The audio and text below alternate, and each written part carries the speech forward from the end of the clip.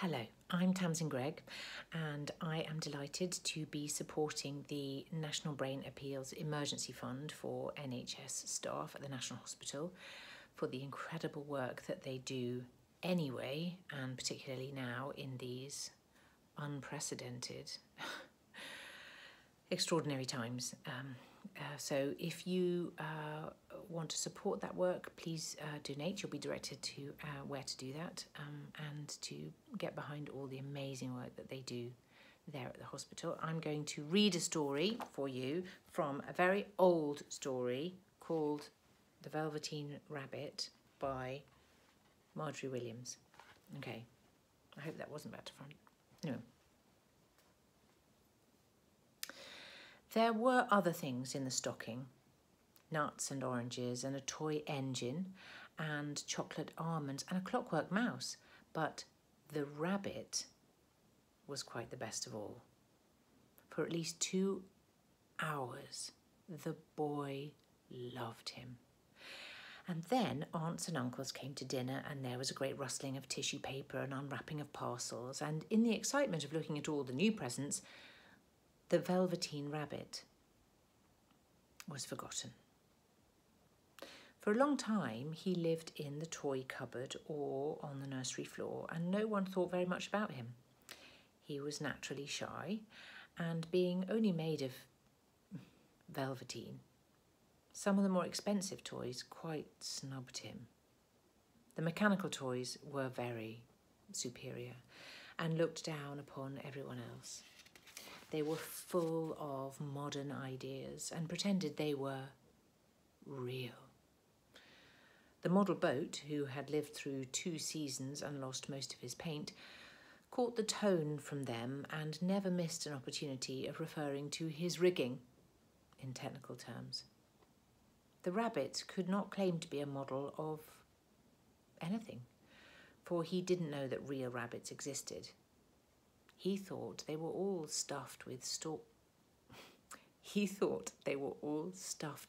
sawdust, like himself, and he understood that sawdust was quite out of date and should never be mentioned in modern circles. Even Timothy, the jointed wooden lion, who was made by the disabled soldiers and should have had broader views, put on airs and pretended he was connected with government. Between them all, the poor little rabbit was made to feel himself very insignificant and commonplace, and the only person who was kind to him at all was the skin horse. The skin horse had lived longer in the nursery than any of the others. He was so old that his brown coat was bald in patches and showed the seams underneath, and most of the hairs in his tail had been pulled out to string bead necklaces. He was wise, for he had seen a long succession of mechanical toys arrive to boast and swagger, and by break their mainsprings and pass away. And he knew that they were only toys and would never turn into anything else.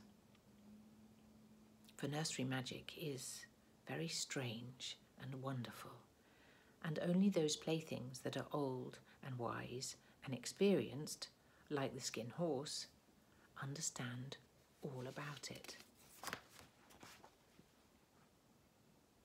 "What is real?"